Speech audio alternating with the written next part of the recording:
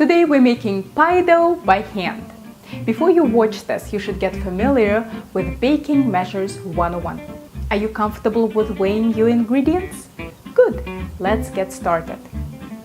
Let's cut up 2.5 sticks, that's 10 ounces, of cold unsalted butter into 1/4 inch cubes. First cut each stick in half lengthwise, then again in half lengthwise, and then slice. Don't try to take each butter piece of your knife, they'll get pushed up as you continue slicing.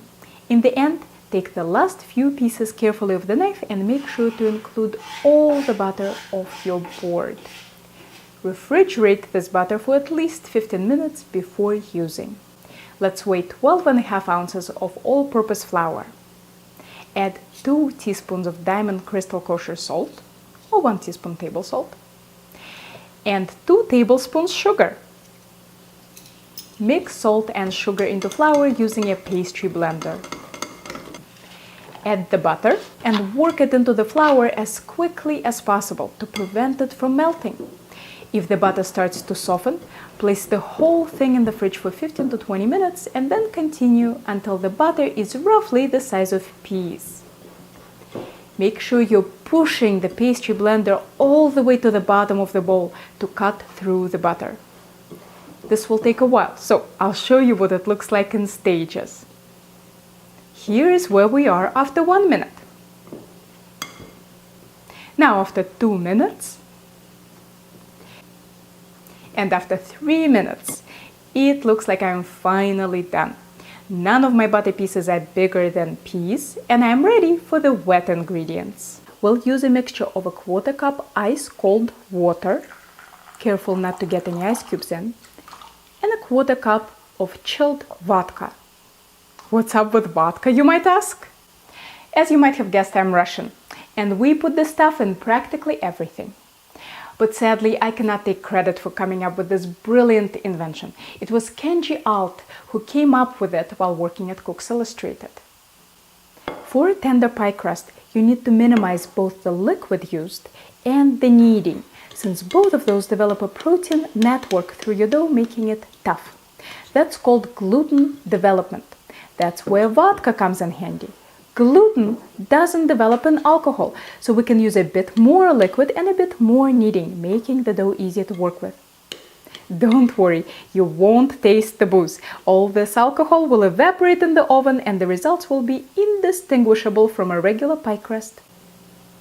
Once no more loose liquid remains, dump this stuff out onto a clean work surface and shape into a rectangle. It should be roughly 9 by 12 inches, a tad larger than printer paper. Smear the dough with the back of your hand by moving each handful about 6 inches.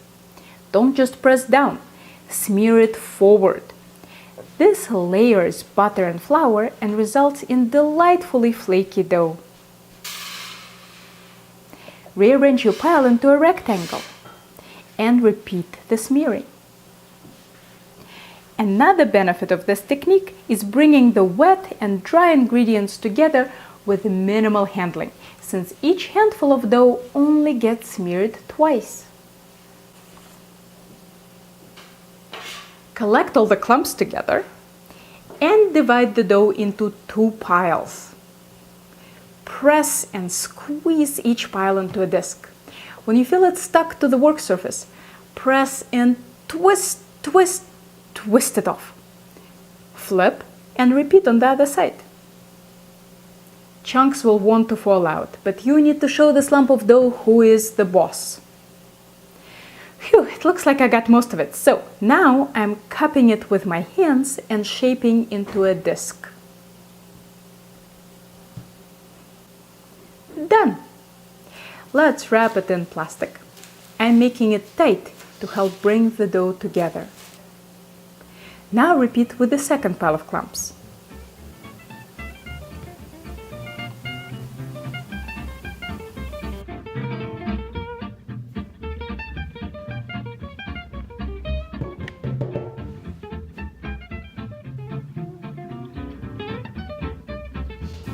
Refrigerate this dough overnight and then it's ready to use. Each disc will fit a 9-inch pie pan or 11-inch tart pan. If you want all your baking to be easy as pie, don't forget to subscribe to Helen's Kitchen channel. And if you're ever in the Boston area, maybe I'll see you in one of my classes.